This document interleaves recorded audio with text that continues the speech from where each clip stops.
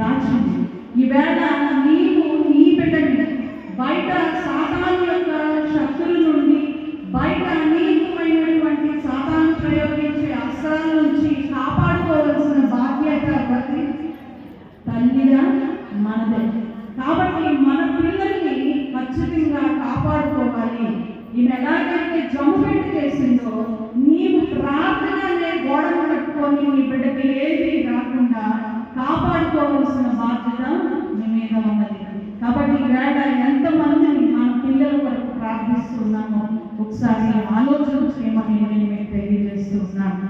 ప్రార్థించే తల్లిగా ఉంది ఈ. మరి ఇశ్రాయేలుని మనం గమనిస్తే ప్రతి విషయాన్ని కూడా ప్రార్థన చేసి వాళ్ళు ప్రారంభించేటువంటి అలవాటు వారు కలిగి ఉన్నారు. ఇక్కడ ప్రార్థన గురించి మనం ఆలోచిస్తే ప్రార్థన మన స్థితిని, పరిస్థితిని మార్చేదిగా ఉంది.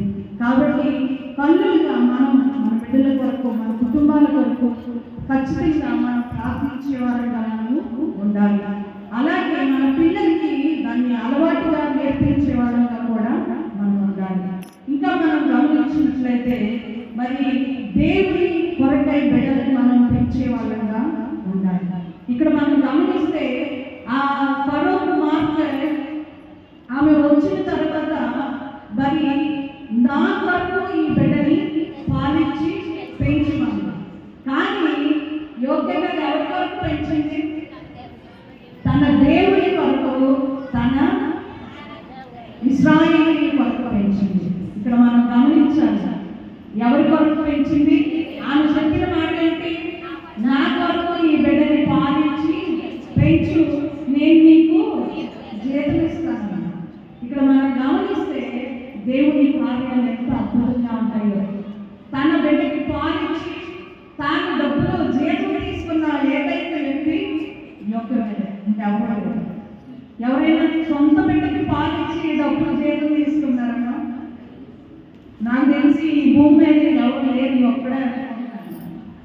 చూడండి దేవుని కార్యాలు ఎంత ఆశ్చర్యంగా ఉంటాయి. కాబట్టి దేవుని పైన మనం విశ్వాసం కలిగి ఉండాలి అని యోగ్యత జీవితం మనకి తెలియజేస్తూ ఉంది.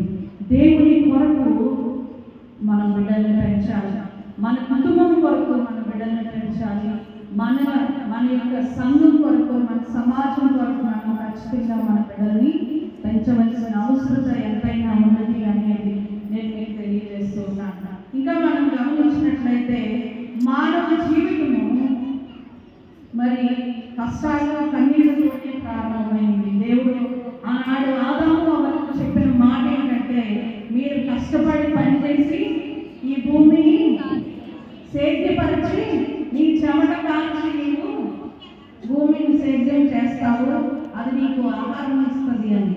ఆనాటి నుండి ఈనాటికి కూడా ప్రతి మనిషి కష్టపడకుండా సులువుగా సంపాదించుకునేది లేదు. ఒకవేళ అలాగ సులువుగా వచ్చినది ఉండదు, అది దేవుడు తెలియజేస్తున్నాడు. కాబట్టి ఇక్కడ వాక్యాన్ని మనం గమనించినప్పుడు దేవుని వాక్యం మనకు తెలియజేస్తుంది ఏంటంటే, కష్టపడేటప్పుడు మనం మన పిల్లలకి అలవాటు చేయాలి. నిజానికి మోషే మరి మనం గమనిస్తే ఫరో దగ్గర రాజుగా మరి ఆ ఐగుప్తు సింహాసనం దగ్గరికి వెళ్ళాడు, అవన్నీ చూశాడు, కానీ తిరిగి శ్రమలే కావాలని వచ్చాడు. కాబట్టి మానవునికి దేవుడు విధించిన నియమము అని అంటాడు ప్రసంగి గ్రంథంలో. ఏంటంటే కష్టపడి పని చేసి హాయిగా మనకి దేవుడు ఇచ్చిన దాంట్లో తిని తృప్తిగా జీవించడమే దేవుడు పెట్టిన నియమం. కాబట్టి ఈ నియమాలకి మించి మనం ఆలోచన చేయకూడదు. కాబట్టి క్రీస్తునందు ప్రియమైన దేవుని బిడ్డలారా, ఈ యొక్క నిర్గమకాండం 2వ అధ్యాయం ద్వారా నేను తెలియజెప్పాలనుకున్నది ఏంటంటే, విషాదంలో సైతము నీవు ఆలోచన కలిగి ఉండాలి.